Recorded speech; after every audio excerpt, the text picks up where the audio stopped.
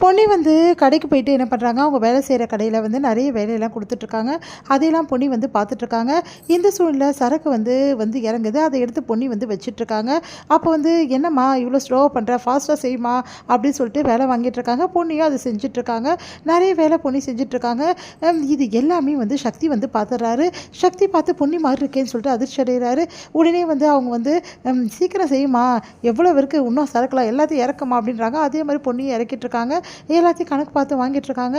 அதெல்லாம் பார்க்குற சக்தி அதிர்ச்சி அடைகிறார். பொண்ணு ஏன் இங்கே வேலை செய்கிறா, ஒன்றும் புரியலையே அப்படின்னு சொல்லிட்டு யோசிக்கிறார் சக்தி.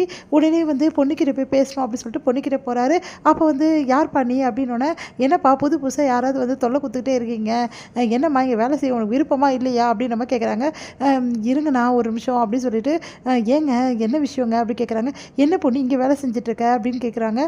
உடனே வந்து வேறு என்ன பண்ண சொல்கிறீங்க, நான் சாப்பிட்ணும்ல அதுக்காக தான் வேலை செய்கிறேன் அப்படின்னு சொல்லிட்டு சொன்னோன்னே அதிர்ச்சியடைய சக்தி, என்ன பொண்ணி இப்படி பண்ணுற, என்கிட்ட ஏன் சொல்லலை அப்படின்னு கேட்குறாங்க. உடனே வந்து இங்கே பாருங்கள், அத்தை தான் என்னை வெளியே சமைச்சு சாப்பிட சொன்னாங்கல்ல, அதனால் எல்லாம் வாங்கணும்ல அதுக்காக தான், என்னை கேட்டிருக்கக்கூடாத பொண்ணு, ஏன் பொண்ணு இப்படிலாம் பண்ணுற, என்னால் இதெல்லாம் பார்க்கவே போல அப்படி, முதல்ல வீட்டுக்கு வா அப்படின்னு சொல்லிட்டு கூப்பிட்றாங்க.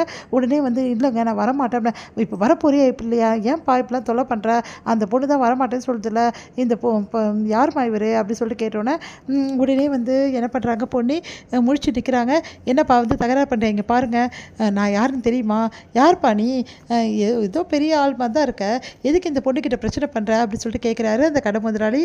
இந்த பொண்ணு பாவம் ஏதோ வயிற்று பழப்புக்காக இங்கே வந்து வேலை செய்யுது, உனக்கு ஏன்ப்பா இந்த தேவையில்லாத வேலை அப்படின்னு சொல்லிட்டு கேட்டோன்னே, பொண்ணு பார்த்தியா இவ்வளோ அசிங்கப்படுத்துகிறாங்கன்னு சொல்லிட்டு, ஏன் பொண்ணு இப்படிலாம் பண்ணுற, இந்த பொண்ணு யாருன்னு தெரியுமா உங்களுக்கு அப்படின்னோடனே, என் பொண்டாட்டி இவ அப்படி சொல்லி சொன்னோன்னா அதிர்ச்சி அடைகிறாரு. என்னப்பா சொல்கிற, உன் பொண்டாட்டி ஏன்ப்பா இங்கே வேலை செய்ய விட்றோன்னே, அதுக்கு தான் கூப்பிட்றேன் வா பொண்ணி அப்படி சொல்லிட்டு கையை பிடிச்சி அழைச்சிட்டு போகிறாரு. சக்தி ஒரு நிமிஷம் இருங்கன்னு சொல்லிட்டு பொண்ணு சொல்கிறாங்க. ஐயா நான் நாளைக்கு வந்துடுறேன் ஐயா அப்படின்னோடனே, அம்மா தாயே நீ வரவே வேணாம்மா, ஆள் வந்து இவ்வளோ பிரச்சனையாகுது அப்படின்னு சொல்லி சொன்னோன்னே, பாருங்கள் உங்களால் வந்து அவர் எனக்கு வேலை தரமாட்டார் போல, தரலைன்னா போகுது வா பொண்ணி அப்படின்னு சொல்லிட்டு கையை பிடிச்சி இழுத்துட்டு போகிறாரு. வீட்டுக்கு போனோன்னே வந்து எல்லாருமே வந்து கூட்டிடுறாங்க. அப்போ வந்து பொண்ணு எங்கே இருந்தால் உங்களுக்கு எல்லாருக்கும் தெரியுமா அப்படின்னோடனே, உடனே வந்து டேய் எனக்கு தெரியும்டா அப்படின்னு சொல்லிட்டு அவங்க அண்ணன் சொல்கிறாரு.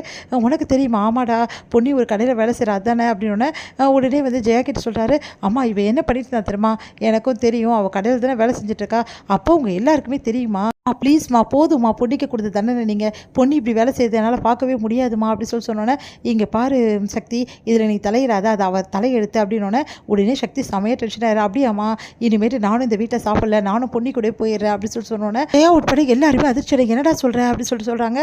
வேறு என்னப்பா சொல்கிறது, நான் வந்து பொண்ணி கூட தான் இனிமேட்டு இருக்க போகிறேன், பொண்ணி வந்து சாப்பிடாத வீட்டில் நானும் சாப்பிட போகிறதில்ல, இவ்வளோ நாள் நான் எனக்கு தெரியவே தெரியாது பொண்ணு இவ்வளோ கஷ்டப்பட்டு சமைச்சு சாப்பிட்றான்னு சொல்லிட்டு, இதை கூட நான் தெரிஞ்சுக்க முடியாமல் ஆளாக இருக்கேன், என்னை நினச்சி எனக்கே அசிங்கமாக இருக்குப்பா, இதுக்கப்புறம் நான் பொண்ணையும் நானும் நாங்கள் வெளியவே சமைச்சு சாப்பிட்டுக்கிறோம் வா பொண்ணி அப்படின்னு சொல்லிட்டு கையை பிடிச்சி அழைச்சிட்டு போகிறாரு. அப்படியே ஜெயா பார்த்து அதிர்ச்சி அடைகிறாங்க. எல்லாருமே அதிர்ச்சி அடைகிறாங்க. இதோட முடியுது.